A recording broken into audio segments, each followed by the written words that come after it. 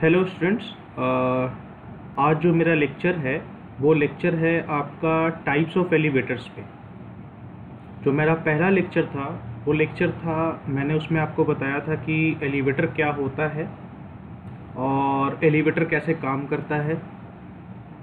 उसमें मैंने बेसिकली आपको इलेक्ट्रिकल एलिवेटर्स के बारे में बताया था। आज हम पढ़ेंगे कि ओवरऑल एलिवेटर्स कितने तरह के होते हैं। ठीक है, तो आज का लेक्चर भी बहुत ही इम्पॉर्टेंट है और बेसिक भी है आज का लेक्चर, क्योंकि आपको पता होना चाहिए कि एलिवेटर का क्लासिफिकेशन हम कैसे करते हैं। बेसिकली देखिए, क्लासिफिकेशन करने के लिए तो बहुत सारे पैरामीटर हैं, लेकिन जो ब्रॉडली जो हम क्लासिफाई करते हैं, एक तो हमारा होता है क्लासिफिकेशन ऑफ एलिवेटर। जो होता है वो होता है आपका depending upon the hoist mechanism. अब ये होस्ट मैकेनिज्म क्या होता है? देखिए, होस्ट मैकेनिज्म होता है जिस मैकेनिज्म के थ्रू आप लिफ्ट को ऊपर या नीचे करते हैं, है ना। जिस मैकेनिज्म के थ्रू आप लिफ्ट को या तो अप या डाउन, है ना, लिफ्ट को अप और डाउन करने के लिए आप कौन सा मैकेनिज्म यूज करते हैं, है ना। तो मैकेनिज्म यूज्ड, है ना, तो उसको हम बोलते हैं होस्ट मैकेनिज्म। टू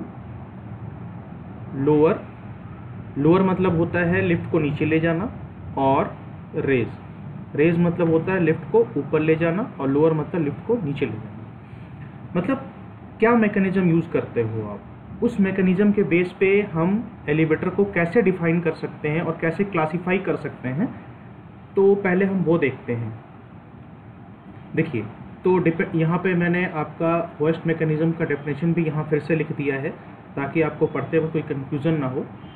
तो अब डिपेंडिंग अपॉन द मैकेनिज्म, एक होता है आपका हाइड्रोलिक एलिवेटर, दूसरा होता है आपका ट्रैक्शन एलिवेटर, तीसरा होता है क्लाइंबिंग एलिवेटर, और उसके बाद होता है आपका न्यूमेटिक एलिवेटर। मतलब हाइड्रोलिक एलिवेटर में आप क्या करोगे?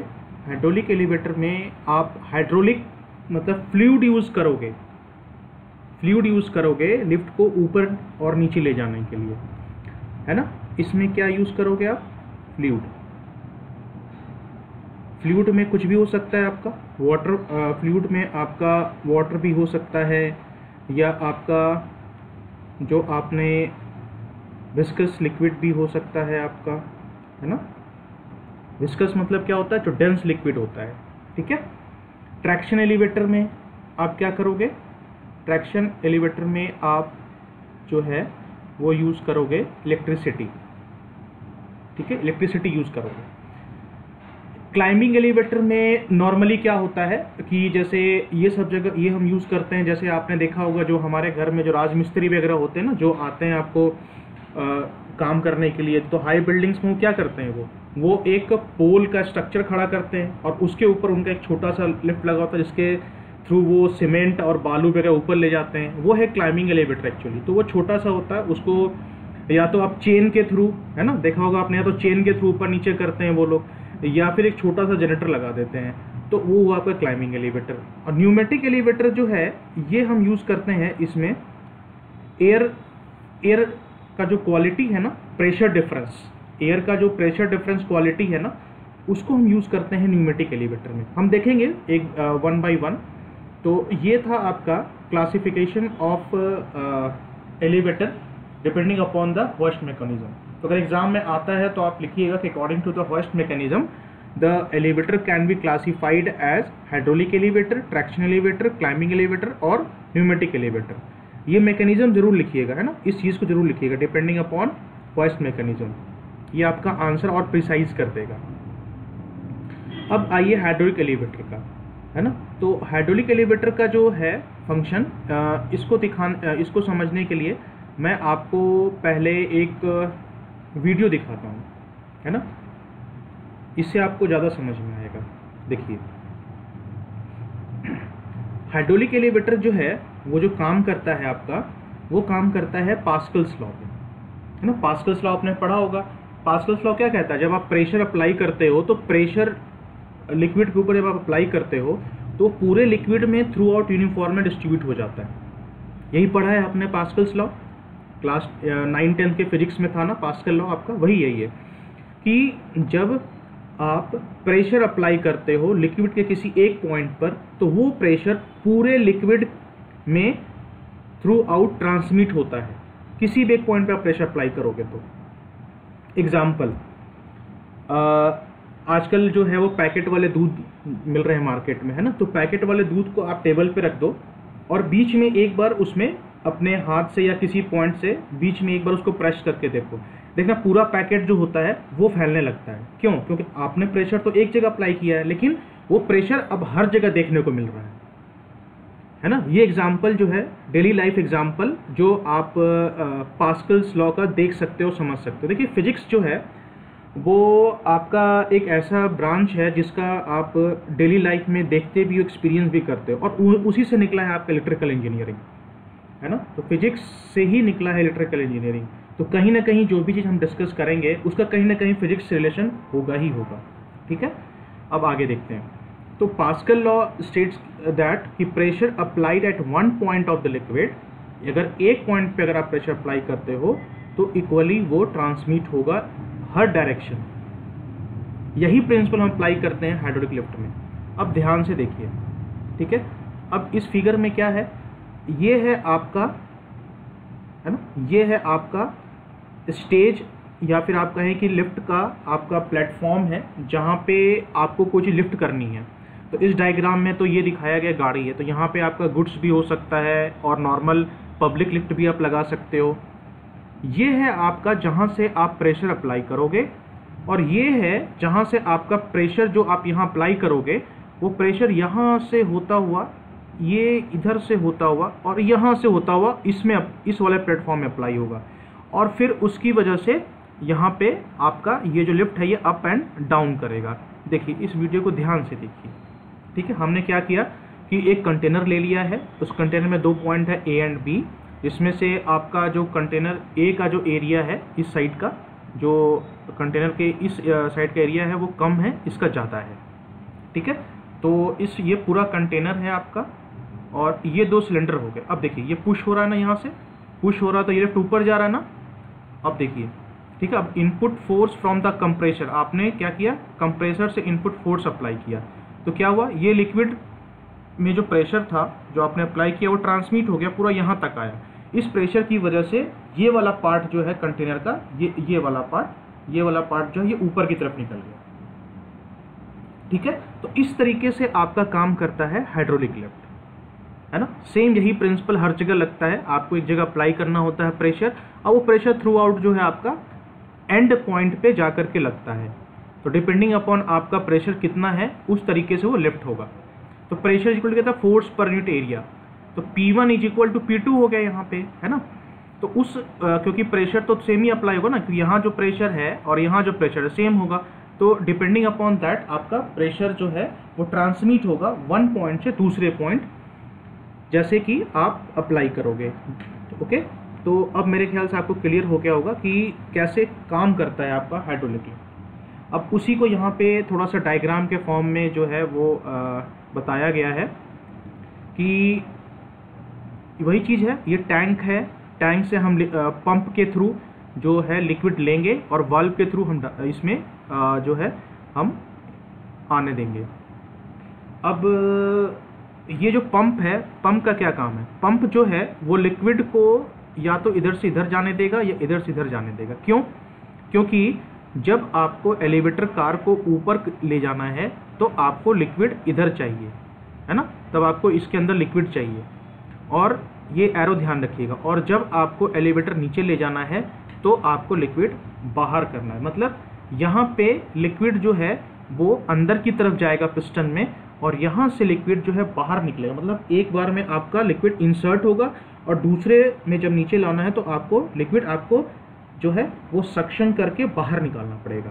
तो यही पंप का काम है, वो कंट्रोल करेगा। यहाँ पे कंट्रोलर लगा के हम रखते हैं कि डिपेंडिंग अपॉन जो आपका रिक्वायरमेंट है वो या तो लिक्विड अंदर जाएगा या फिर लिक्विड बाहर आएगा, डिपेंडिंग अपॉन आपका लिफ्ट जो है ऊपर जा रहा है या नीचे जा रहा है। ठीक है, तो इस एरो को थोड़ा सा समझ लीजिएगा तो आसानी होगा बस। और बस इसी एरो को डिस्क्राइब करना है आपको। अगर पूछा जाएगा ना कि हाइड्रोलिक एलिवेटर का आप प्रिंसिपल बताइए, तो आप ये डायग्राम आप ये वाला बनाइएगा। इसका ज़रूरत नहीं है, ये समझने के लिए है। अगर आप बना पाते हैं तो बहुत अच्छी बात है, नहीं तो आप इससे भी एक्सप्लेन कर सकते हैं। तो इस डायग्राम को आप एग्जाम में 2 बार बनाइएगा। ठीक है, एक बार बनाइएगा जब लिफ्ट ऊपर जा रहा होगा तो ऐसे सिंबल कर दीजिएगा, है ना, और जब लिफ्ट नीचे आ रहा होगा तो ऐसे, और यहाँ पे ये सिंबल कर दीजिएगा। ठीक है, तो आंसर भी आपका जो है वो बड़ा हो जाएगा और एक्सप्लेन भी हो जाएगा, एक ही डायग्राम में दोनों काम हो। और बाकी जो ये चीज़ें हैं कि एक पिस्टन होता है, तो हाँ ये एक पिस्टन है। ठीक है, और इस पिस्टन को जो है लिक्विड पुश करता है ऊपर की तरफ, और एक्चुअली इसका जो एप्लीकेशन है वो थोड़ा सा है 2 से 8 फ्लोर तक के लिए ही हम इसको अप्लाई करते हैं। और इसका स्पीड जो होता है 200 फीट पर मिनट होता है। ठीक है, तो एक्चुअली इसका यूज़ हम ज़्यादा हाइट के लिए नहीं करते हैं, कम के लिए करते हैं। 2 से 8 फुट ज़्यादा नहीं होता और स्पीड भी उसकी इतनी ज़्यादा नहीं होती है, लेकिन फिर भी जहाँ कहीं भी हमारा जो एप्लीकेशन होता है, जहाँ पे हमारे इकोनॉमिकल चीज़ें होती हैं, जहाँ ज़्यादा खर्च नहीं करना होता है, वहाँ पे हाइड्रोलिक से काम चल जाता है। ठीक है, तो अब क्लियर हुआ आपको। आगे हम पढ़ेंगे क्लासिफिकेशन ऑफ हाइड्रोलिक लिफ्ट। अब हाइड्रोलिक भी 2 तरह का होता है। ठीक है, बहुत ही आसान है इसको समझना। अभी तक जो आपने पढ़ा वो पढ़ा है आपने डायरेक्ट हाइड्रोलिक लिफ्ट, जिसमें हम डायरेक्टली हम लिक्विड अप्लाई करके, है ना, डायरेक्टली हम लिक्विड अप्लाई करते हैं और उसके थ्रू जो है हमारा जो है वो केज जो है वो ऊपर जाता है। डायरेक्ट क्यों कहा गया? क्योंकि डायरेक्टली इसमें जो अप्लाई हो रहा है वो केज के ऊपर हो रहा है अप्लाई आपका प्रेशर। ठीक है, तो इसमें कंस्ट्रक्शन बहुत ही आसान है। इसको स्लाइडिंग रैम बोलते हैं, है ना। वहाँ पे पिस्टन था तो इसको बस स्लाइडिंग रैम का नाम दे दिया गया। सिलेंडर फिक्स है आपका और यहाँ से आपका लिक्विड जो है वो अंदर की तरफ जा रहा है। ठीक है, वही लिखा है यहाँ पे, it consist of A RAM. इसको रैम बोल दिया, ये वाला जो है वो रैम है आपका और ये स्लाइड करता रहता है। देखिए एक्चुअली ये पूरा पैराग्राफ जो है आपको इस तरीके से लाइन बाय लाइन याद करने की ज़रूरत नहीं है। ये इसलिए दिया गया है कि अगर आप आंसर लिखना चाहते हैं तो इस लाइन का आप प्रीफर कर सकते हैं। बस इसको मैं हिंदी में समझा देता हूँ। एक रैम होता है, रैम जो होता है वो स्लाइड कर सकता है पिस्टन। ठीक है, एक आपका केज होता है, केज के ऊपर जो है ना, एक आपका जो होता है वो केज होता है और जो आपका केज होता है तो केज के ऊपर जो है आपका जो है वो मटेरियल हो सकता है। ठीक है, इस तरीके से ड्राइंग थोड़ी सी मेरी ख़राब है बट फिर भी मैं कोशिश करता हूँ बनाने का। तो इस तरीके से आपका जो है वो मान लीजिए ये गाड़ी है कोई। ठीक है, ये जो है मान लीजिए कि एक गाड़ी है जो आपने ऊपर रखा हुआ है। ठीक है, ये कार है, कंसिडर कर लीजिए कार है, थोड़ा सा ख़राब बना। तो अब मान लीजिए इसको आपको ऊपर नीचे शिफ्ट करना है। ठीक है, तो इसमें क्या है, लिक्विड अंडर प्रेशर फ्लोज। अब जब आपको इसको ऊपर नीचे, जब आपको कार को या तो ऊपर लिफ्ट करोगे तो कैसे जाएगा लिक्विड, लिक्विड ऐसे आएगा, और जब इसको नीचे करोगे तो कैसा आएगा लिक्विड, लिक्विड बाहर की तरफ होगा। तो ऐसे करके हम जो आपका केज है उसको हम शिफ्ट करते हैं। अब चूंकि यहाँ पे हम डायरेक्टली अप्लाई कर रहे हैं प्रेशर, है ना, केज के ऊपर, तो इसलिए हम इसको डायरेक्ट एक्टिंग हाइड्रोलिक लिफ्ट बोलते हैं। ठीक है, अगर कोई पूछता है आपसे इंटरव्यू में या कहीं भी कि भाई इसको डायरेक्ट एक्टिंग हाइड्रोलिक लिफ्ट क्यों बोलते हैं, आप ये बताना, क्योंकि हम उस पर प्रेशर जो है डायरेक्टली केज के ऊपर अप्लाई करते हैं, इसलिए हम इसको क्या बोलते हैं, डायरेक्ट एक्टिंग हाइड्रोलिक लिफ्ट। ठीक है, वही चीज़ यहाँ लिखा हुआ है कि जब आपको लिक्विड फोर्स एक्सर्ट करते हो स्लाइडिंग रैम पर तो आपका केज ऊपर की तरफ जाता है, और जब आप लिक्विड को बाहर निकालते हो तो जो आपका जो सिलेंडर है वो नीचे की तरफ आता है। बस यही कहानी लिखी हुई है यहाँ पे। अब उसके बाद आता है सस्पेंडेड हाइड्रोलिक लिफ्ट। एक डिफरेंस है, देखिए अगर आप पहले वाले में देखेंगे तो यहाँ पे आपका जो केज था, यहाँ जो केज था वो डायरेक्टली कनेक्टेड था आपका पिस्टन से। ठीक है, लेकिन यहाँ पर देखिए ये केज जो है आपका, ये केज सस्पेंडेड है, ठीक है। अगर आप ध्यान देंगे तो यहाँ पे आपका केज सस्पेंडेड है, इसलिए इसका नाम है सस्पेंडेड हाइड्रोलिक लिफ्ट। देखिए हर एक साइंस में हर एक टेक्निकल टर्म का एक अपना मतलब होता है। अगर आप उस टर्म को तोड़ लेंगे, तोड़ के समझेंगे, तो आधी चीज़ तो आप ऐसे ही समझ जाएंगे। तो सस्पेंडेड हाइड्रोलिक लिफ्ट क्या है? ऐसा हाइड्रोलिक लिफ्ट जिसमें आपका केज सस्पेंड हो, ठीक है। हाइड्रोलिक लिफ्ट है ना, जिसमें आपका जो केज है वो सस्पेंडेड है। देखिए आंसर ऐसे ही बनता है। अगर आपको कोई क्वेश्चन आता है एग्जाम में और आपको पता है इसका आंसर जो है वो मतलब 5 नंबर के लायक है, और मान लीजिए वो 10 नंबर में आ गया, तो ऐसे ही करके बनता है कि आप 1-2 लाइन लेकिन कॉन्सेप्चुअली लिखें, रिलेवेंट लिखें। अब जैसे अगर आप लिखिएगा सस्पेंडेड हाइड्रोलिक लिफ्ट, तो आप एक लाइन इसमें ऐड कर सकते हैं कि it is a type of hydraulic lift in which cage is suspended. Relevant answer भी है, ये रिलेवेंट पॉइंट भी है आपका, और लाइन भी बढ़ गया आपका आंसर में, है ना। तो आंसर फ्रेम करना जो है ये आपके एक्सपर्टाइज पे डिपेंड करता है, तो थोड़ा सा उस चीज़ में आप लोग एक्सपर्टाइज हो जाइए। तो अब कंस्ट्रक्शन कैसा है? कंस्ट्रक्शन भी देखिए ऐसा है कि एक केज है आपका जो सस्पेंडेड है, ये आपका जो है गाइडेड पुली है, इसके थ्रू ये जो है ये आपका जो होता है वो रोप होता है, तो मेटालिक रोप भी यूज़ कर सकते हैं आप इसके ऊपर, है ना। और एक जो होता है वो जिगर होता है, तो वो जो जिगर होता है वो आपका इस पूरे चीज़ को हम जो होता है वो हम उसको जैगर बोलते हैं। तो इसमें ये जो एक जो होता है आपका ये जो पुली है वो फिक्स्ड है, ये जो पुली है मूवेबल है, ठीक है। ये जो पुली है मतलब ये वाला जो लेफ्ट वाला है वो मूवेबल है, और राइट वाला जो है वो फिक्स्ड है। मैं यहाँ लिख देता हूँ, जो लेफ्ट है वो आपका जो है वो फिक्स्ड है, और जो राइट वाला है, सॉरी ये थोड़ी सी गलती हो गई, माफ़ कीजिएगा, इसको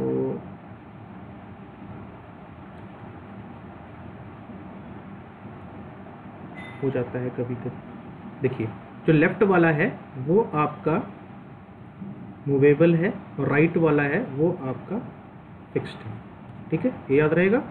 चलिए अब क्या हो रहा है कि ये आपका स्लाइडिंग रैम है, वही जो आपने पिछले वाले में देखा था वो भी स्लाइडिंग रैम है, ठीक है। अब क्या हो रहा है, अच्छा अब आप एक बात ध्यान दीजिए कि अब ध्यान से इस मैकेनिज्म को समझिएगा। मैं पेन का कलर जो है वो चेंज करता हूँ आप लोग को समझाने के लिए, ये यूज़ कर लेता हूँ, ठीक है। अब मुझे एक बात बताइए आप लोग, अब आप लोग समझ में आ रहा होगा, जब मुझे इस केज को ऊपर उठाना है, ठीक है, जब मुझे इस केज को ऊपर उठाना है, इसका मतलब इस रोप को नीचे जाना चाहिए, करेक्ट। अब ये रोप जो है वो देखिए कहाँ से बंधा हुआ है, इससे बंधा हुआ है, ये है ना, ये यहाँ से बंधा हुआ है, और यहाँ पे स्लाइडिंग रैम है, और ये जो केबल है यहाँ पे केबल फिक्स किया हुआ है, ठीक है। तो अब आप एक बात सोचिए कि जब ये इसको ऊपर जाना है, और तो जब इसको ऊपर जाना है तो यानी कि रस्सी नीचे खींचनी चाहिए, ठीक है। इसको कैसे समझ सकते हैं? कुएं से पानी जब आप निकालते हो तो मान लीजिए कि ये बाल्टी है, ठीक है, ये बाल्टी है, इस बाल्टी में पानी भरा हुआ है और ये कुआं है ना। तो जब कुएं से पानी आप बाहर निकालोगे बाल्टी से, तो क्या करोगे, रस्सी को खींचोगे ना।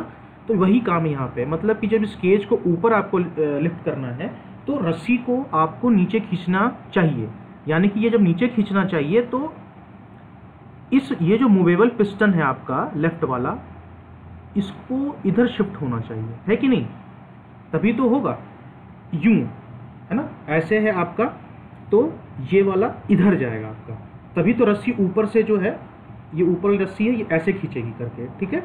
मैं एक डायग्राम बना देता हूँ, जैसे आपका ये पुली है और आपका ये पुली है, ठीक है, इसको ऐसे समझ लीजिए,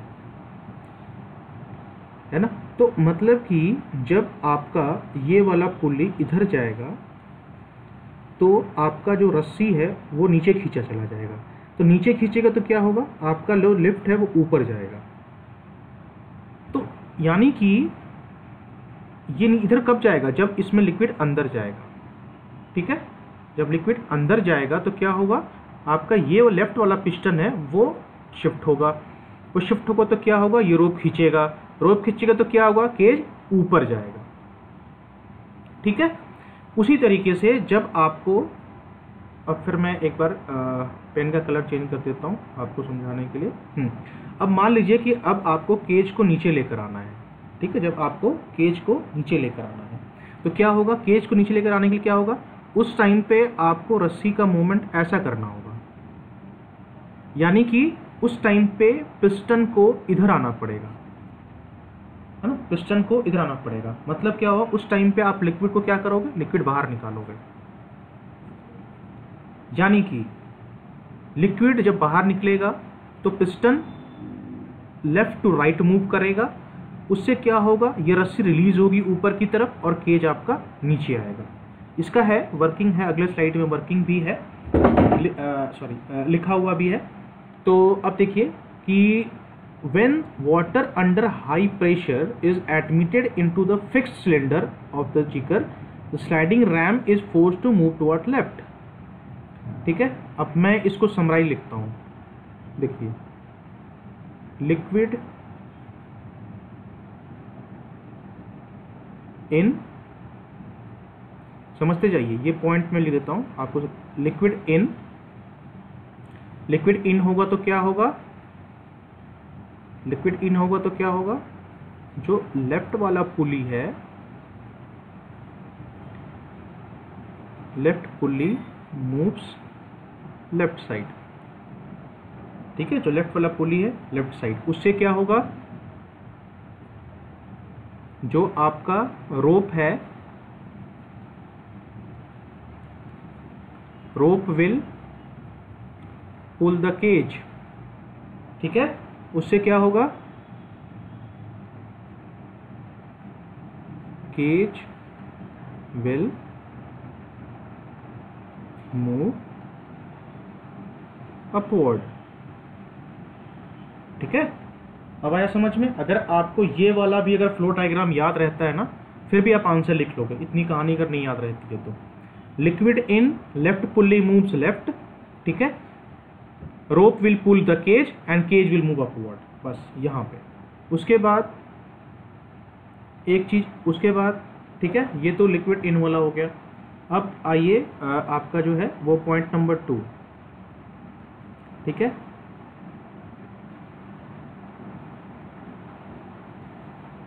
लिक्विड आउट। जब लिक्विड बाहर निकलेगा तो क्या होगा, जो आपका लेफ्ट पुली है मूव्स राइट।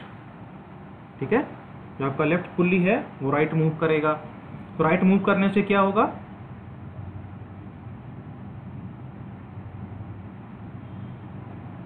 आपका जो पुली है ना, वो अब रिलीज करेगा। मतलब कि आपका जो रोप है अब वो क्या करेगा, है ना, अब वो क्या करेगा, लिफ्ट को रिलीज करेगा, है ना।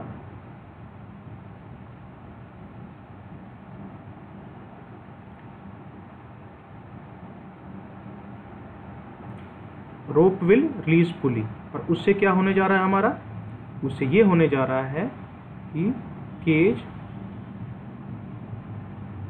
विल मूव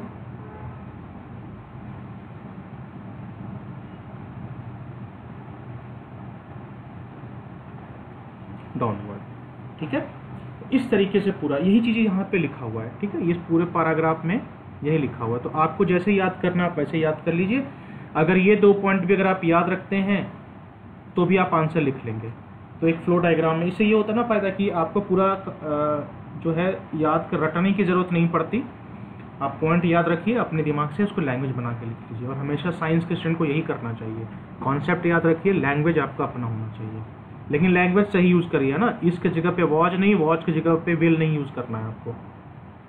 चलिए अब आइए आपका ट्रैक्शन एलिवेटर। ये तो मैं आपको पहले लेक्चर में ही बता चुका हूँ, बस उसी का एक पार्ट है। तो उसको मैंने आपको बताया कि एक मोटर होता है, गियर होता है, एलिवेटर होता है और काउंटरवेट होता है। इसकी वर्किंग मैं आपको बता चुका हूँ लेक्चर नंबर 1 में। तो इसकी वर्किंग के लिए आप मेरा पहले वाला लेक्चर भी रिफ़र कर सकते हैं। ठीक है, यहाँ पे मैं आपको बस टाइप बता देता हूँ। तो ट्रैक्शन एलिवेटर भी 3 तरह का होता है, गियर्ड, गियरलेस और मशीन रूमलेस। बहुत आसान है समझना। जो आपका गियर ट्रैक्शन होता है, अगर आपका मोटर, ध्यान दीजिएगा, मोटर प्लस अगर गियर होगा तो इसको हम क्या बोलेंगे, गियर ट्रैक्शन एलिवेटर। अगर मोटर में मोटर होगा लेकिन गियर नहीं होगा, ठीक है, गियर नहीं होगा तो क्या बोलेंगे, गियरलेस। मतलब वो मोटर के साथ अटैच रहेगा, तो मोटर जैसे जैसे घूमेगी वैसे वैसे आपका जो लिफ्ट है वो ऊपर नीचे होगा, ठीक है, वही लिखा है यहाँ पे। तो उसके पास गियर बॉक्स होता है जो मोटर से अटैच होता है और जो व्हील को ड्राइव करता है। इसमें जो है 500 फीट जो है वो पर मिनट तक जा सकता है। तो ये धीरे स्पीड के लिए एक्चुअली गियर होता ही इसीलिए कि हम स्पीड कम कर सकें, है ना। क्योंकि अब जैसे अब नॉर्मल पब्लिक को ट्रैवल कराना है तो आप 2000 फीट पर मिनट भी स्पीड ज़्यादा हो जाती है। तो इन सब चीज़ों को हम तब यूज़ करते हैं जब आपको कोई जैसे एक एग्जांपल बताता हूँ, जैसे आर्टिलरी वगैरह जो हम शूट करते हैं उसमें भी आप एग्जांपल देख सकते हैं, है ना, कि आपने बटन पुश किया, मोटर घूमी, उतनी तेज़ी के साथ वो वहाँ से रिलीज़ हो गया। लेकिन जब कॉमन पब्लिक को करना है तो आप उतना स्पीड नहीं कर सकते।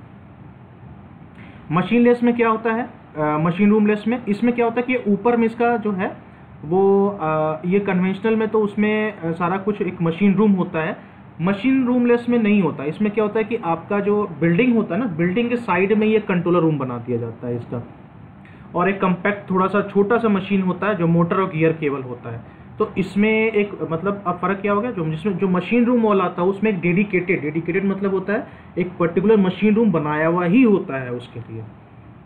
लेकिन जो मशीन रूम लेस होता है उसमें कोई डेडिकेटेड कमरा नहीं होता। इसमें देखिए कंट्रोलर स्पेस जो है वो साइड में लगाया हुआ है ना, ये साइड में है, और ऊपर में एक छोटा सा कॉम्पैक्ट मशीन है जो आपका गियर भी हो सकता है। तो इसलिए हम इसको मशीन रूमलेस एलिवेटर कहते हैं, ठीक है। अब आइए क्लाइंबिंग एलिवेटर, जो मैं आपको बता रहा था, बहुत ही आसान है क्लाइंबिंग एलिवेटर जो है। अब देखिए, है ना, मैं कह रहा था ना, जैसे घर में जो मिस्त्री वगैरह आते हैं या फिर कोई बड़ी बिल्डिंग या टावर हम खड़ी करते हैं, तो देखिए उसमें क्या होता है, लकड़ी का खांचा बनाते हैं और वो एक लिफ्ट होता है छोटा सा, उसको फिर वो पुली से ऊपर नीचे वो खींचते हैं, ठीक है। तो ये है क्लाइंबिंग एलिवेटर। उसके बाद है आपका न्यूमेटिक एलिवेटर, ये थोड़ा सा समझ लीजिए। न्यूमेटिक एलिवेटर का समझाने के पहले मैं आपसे एक फिजिक्स का चीज़ डिस्कस करना चाहता हूँ। ये डिस्कस करता हूँ कि कभी वैसे ट्राई मत करना आप लोग, लेकिन एक्सपीरियंस किया होगा आपने कि जब प्लेटफॉर्म पे खड़े होते हो आप और ट्रेन जब आगे से बहुत तेज़ी से गुजर जाती है तो ऐसा फील होता है कभी कि आप पटरी की तरफ खींचे चले जा रहे हो, होता है ना। जब आप प्लेटफॉर्म पे खड़े होते हो और एक कोई ट्रेन है बहुत तेज़ी के साथ निकल जाती है तो क्या होता है, आप क्या फील करते हो कि आगे जो है आप आगे की तरफ खींचे चले जा रहे हो, है ना। जिसको हम लोग नॉर्मल गांव वाले भाषा में क्या बोलते हैं कि ट्रेन खींच लेती है। ट्रेन नहीं खींचती है ना, वो एक साइंस का पार्ट है, फिजिक्स का पार्ट है, ठीक है। उसके बाद एक एग्जांपल और मैं देता हूँ। तूफान जब आता है तो घर का जो छत है, जैसे मान लीजिए कि किसी का एल्युमिनियम का या फिर एस्बेस्टस का छत लगा हुआ है, तो तूफान में वो छत क्यों उड़ जाता है, कभी सोचा है आप लोगों ने फिजिक्स का? बहुत ही इंटरेस्टिंग आंसर है। देखिए पूरे दुनिया में ना हर चीज़ एयर प्रेशर के डिफरेंस से ही चल रहा है पूरे दुनिया में। अगर कोई एयर प्रेशर का डिफरेंस अगर जहाँ पे भी होगा तो मूवमेंट होगा। अब ट्रेन में जब आप प्लेटफॉर्म पे खड़े हो, ट्रेन गुजरती तो क्या होता है, जब आप ऐसे नॉर्मली खड़े हो तो आपके आगे, जब आप नॉर्मली खड़े हो तो आपके आगे और पीछे, ठीक है, दोनों साइड जो आपका एयर प्रेशर है ना, जब तक कुछ भी नहीं है तो दोनों साइड जो एयर प्रेशर है वो सेम है आपका, इसलिए आप स्टेबल खड़े हो, है ना। लेकिन जब ट्रेन गुजरेगी आगे से तो होता क्या है कि मान लीजिए कि आप ट्रेन गुजरी, आपका जो है मान लीजिए फेस इधर है, ठीक है, आपका जो फेस है मान लीजिए इधर है। अब ट्रेन जब आगे से गुजरी तो क्या हुआ, ये पूरा जो हवा है ये अपने साथ वो खींच के ले गई इधर। तो क्या हुआ, इस पूरे एरिया में एक एयर की स्कार्सिटी, या फिर इसको मैं और टेक्निकल भाषा में क्या बता देता हूँ, यहाँ पे बन गया आपका लो प्रेशर एरिया। ये याद रखिएगा, ठीक है, कहीं आंसर देने के लिए लो प्रेशर एरिया ये अच्छा रहेगा वर्ड, ठीक है। तो अब क्या हुआ कि आप खड़े हो यहाँ पर, यहाँ पे आपका हाई प्रेशर है और यहाँ पे आपका लो प्रेशर है। तो क्या होगा, इस प्रेशर डिफरेंस की वजह से आप जो है इधर मूव करने लग जाओगे, इधर ऐसे, ये होता है, ठीक है। उसी तरीके से तूफान में क्या होता है, जब जैसे मान लीजिए कि मैं एक जो है वो एक छोटा सा घर बना देता हूँ, ठीक है। मान लीजिए ये एस्बेस्टस है आपका, ठीक है, ये आपका घर हो गया। तो क्या होता है कि जब तूफान आता है तो क्या होता है, इसके ऊपर का जो एयर पार्टिकल यहाँ पर जो प्रेजेंट होता है ना, ये जो भी एयर प्रेशर है, तूफान इन सबको उड़ा के ले जाता है। लेकिन घर के अंदर तो एयर प्रेशर प्रेजेंट है ना, तो घर का जो एयर प्रेशर क्या करता है, एस्बेस्टस को ऊपर की तरफ धक्का देता है, इस वजह से एस्बेस्टस आपका बाहर निकल के गिर जाता है, ठीक है। याद रहेगा ये कॉन्सेप्ट, जैसे पढ़ा भी होगा आपने। वही सेम कॉन्सेप्ट को लेकर के हम न्यूमेटिक एलिवेटर डिजाइन करते हैं। देखिए, एयर प्रेशर नीचे की तरफ अगर ज़्यादा होगा, ऊपर की तरफ कम होगा तो लिफ्ट ऊपर जाएगा, और जब एयर प्रेशर जो है नीचे कम होगा, ऊपर ज़्यादा होगा तो लिफ्ट नीचे आएगा। बस यही कहानी आपको लिखनी है एग्जाम में, और कुछ नहीं। ये जो लिखा है यहाँ पर आपको, ये देखिए, pneumatic elevator are raised and powered by controlling the air pressure, ठीक है, एयर प्रेशर कंट्रोल करके करते हैं। तो अब इसमें क्या है, देखिए इसमें लिखा भी है, bye simple principle of physics the difference in air pressure above and beneath, above मतलब ऊपर और बीनीथ मतलब नीचे, above and beneath the vacuum elevator cab transports cab by air. देखिए इंग्लिश आप लोग को लग रहा हो यार कि इतना भारी भरकम इंग्लिश है, कोई बात नहीं, ये आप पढ़िए और इसको फिर अपने शब्दों में आप जैसे समझना है लिख सकते हैं, रटिएगा नहीं, मैं फिर कह रहा हूँ आपसे। तो bye simple principle of physics the difference in air pressure above and beneath the vacuum elevator, मतलब जो भी एलिवेटर के ऊपर और नीचे जो एयर डिफरेंस है उसकी वजह से आपका लिफ्ट जो है वो ऊपर या नीचे जाएगा, बस यही कहानी लिखिए, ठीक है। It is the vacuum pumps और the turbines that pull the cab to the next floor, है ना। अब इसमें एक चीज़ बस याद करिएगा इसमें कि हमारा एक वैक्यूम पंप होता है जिसके हेल्प से हम एयर प्रेशर को मेंटेन करते हैं। और ये कहाँ यूज़ करते हैं आजकल, देखिए अच्छे आजकल जो है वो मतलब बड़े बड़े जो वो बन रहे हैं, बिल्डिंगें बन रही हैं, और एक जिसको कहते हैं ना पॉश जो एक घर होता है, वो उसमें क्या करते हैं लोग अपना मतलब शो के लिए एक अंदर में लिफ्ट लगा दिया, है ना। तो वो आजकल ये सभी फैशन में चल रहा है ना। बहुत बड़ा बंगलो है आपका, उसमें फ्लोर है, एक अपना न्यूमेटिक एलिवेटर घर के अंदर लगा दिया आपने। तो वैसे तो देखिए ये सब चीज़ें जो हैं वो कमर्शियल में नहीं यूज़ करते, ये सब चीज़ें जो होती हैं जो है एक मतलब स्टाइल पर्पस के लिए ही है, लेकिन है ये चीज़ तो यूज़ कर सकते हो आपको अगर कमर्शियल यूज़ करना है, लेकिन इसका फिर लिमिटेड यूज़ हो जाएगा, है ना। तो उस चीज़ को ध्यान दीजिएगा थोड़ा सा। अब अकॉर्डिंग टू यूजेस, अब तक जो हमने पढ़ा ध्यान दीजिएगा, वो हमने पढ़ा है होस्ट मैकेनिज्म, मतलब क्या यूज़ करके हम लिफ्ट को अप एंड डाउन मूव कर रहे हैं। अब अकॉर्डिंग टू यूजेस, ये बहुत ही आसान टॉपिक है, आपको खुद लगेगा। देखिए यूज़ में क्या है, कैप्सूल लिफ्ट, ये मॉल में हम यूज़ करते हैं, है ना, लिखा भी है। प्रेस्टीजियस बिल्डिंग्स, मूवी में आपने भी देखा होगा, जो कैप्सूल लिफ्ट होता है ना, साइड में जो स्लाइड करता रहता है, वो कैप्सूल लिफ्ट है वो, है ना। वो चीज़ है। और इसका जो है मेन फीचर है इंक्लूड डिज़ाइन, इसका डिज़ाइन ही होता है ऐसा, और कंफर्ट, है ना, डिज़ाइन और कंफर्ट देखने में अच्छा होना चाहिए वो चीज़, है ना। The ultra modern design of this lift offers a cosmic zone travel experience for a passenger. Cosmic zone क्या होता है, मतलब आप ट्रैवल भी कर रहे हो और बाहर का नज़ारा भी देख रहे हो, वो कॉस्मिक जोन होता है, ठीक है। तो इस चीज़ के लिए है, और कंसिस्टेंट होता है और ज़्यादा एक्सपेंसिव नहीं होता, क्योंकि हम इसको यूज़ ही करते हैं केवल नॉर्मल लोगों के आने जाने के लिए, है ना। अब आइए बिल्डिंग लिफ्ट, ये चीज़ आपने देखा भी होगा, मैंने पहले स्लाइड में आपका लेक्चर में दिखाया भी था। तो नॉर्मली आप ये सब चीज़ जो इंस्टॉल कर सकते हैं अपने घर के बाहर, अगर आपका 8 या 10 फ्लोर का घर है तो सीढ़ी लगाने के बजाय आप ये लिफ्ट यूज़ कर सकते हैं। लिफ्ट वाला सिस्टम लगा लीजिए, उस पर लॉक सिस्टम लगा दीजिए, तो सीढ़ी बनाने की ज़रूरत नहीं है ना। लिफ्ट से ही आप ऊपर नीचे अपना जा सकते हैं। ये वाला तो है अगर कोई फैक्ट्री वगैरह है ना, वो यहाँ पे यूज़ कर सकते हैं। ये घरों में तो यूज़ नहीं करते, बट फैक्ट्री में यूज़ करते हैं। और ये वाला जो है आपका हम होम में यूज़ करते हैं, ठीक है। देखिए आप कह रहे होंगे कि सर इतना कुछ लिखा है, आप इतना आसानी से निकाल दें। देखिए इतना कुछ मैंने इसलिए दिया आप लोगों को, ताकि पढ़ करके आप अपना दिमाग कॉन्सेप्ट बना सकें, क्योंकि मैं जो बता रहा हूँ वो आपको निचोड़ बता रहा हूँ कि क्या लिखा हुआ है यहाँ पर। ज़रूरी नहीं है कि आप हूबहू पढ़ के रट के लिखें, ज़रूरी है निचोड़ को समझें, दिमाग में रखें। और मैंने इसलिए ये पैराग्राफ दिया ताकि यहाँ से कुछ कुछ वर्ड आप पिक करके अपना सेंटेंस बनाएं, ठीक है। इसलिए नोट्स आप लोग को दिए जाते हैं।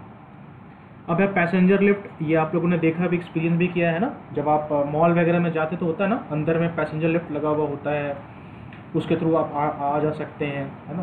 तो इसका जो है comfort travelling different floor particularly space efficient, ये आजकल के बड़े बड़े बिल्डिंगों में भी हम यूज़ कर रहे हैं। इसमें आपका एक बटन होता है, बटन के थ्रू आप, यहाँ पे बटन होता है, बटन के थ्रू आप इसमें कमांड दे सकते हैं। कंट्रोल सिस्टम जिसमें यूज़ होता है कि आप ऊपर फ्लोर पे जाना है कि नीचे फ्लोर पे जाना है, उसके अकॉर्डिंग आप इस पर कमांड दे सकते हैं।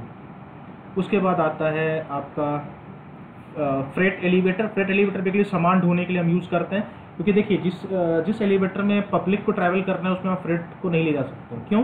फ्रेट का वजन ज़्यादा होता है, उसको स्पेस ज़्यादा चाहिए होता है, तो वो चीज़ जो है फ्रेट एलिवेटर अलग चीज़ होती है, ये अलग होता है। हाँ, लोग करते हैं, आजकल इंडिया में चलता है ना, इंडिया में चलता है, एक ही लिफ्ट में सामान भी जा रहा है, लोग भी जा रहे हैं, है ना। इंडिया में तो ऐसा होता है कि जब आप बाइक खरीदते तो बंदा पहले 3 बंदों को बैठा के टेस्ट करता है, और फिर जब वो 3 बंदों को बैठा के जब बाइक सही चलती है मतलब बाइक ठीक है, तो वो छोड़िए। लेकिन एक स्टैंडर्ड है कि फ्रेट एलिवेटर की अलग डिज़ाइन होती है, उसका स्पेस अलग होता है, उसका ध्यान दीजिएगा, उसका जो लोड बियरिंग कैपेसिटी है वो भी अलग होगा, है ना।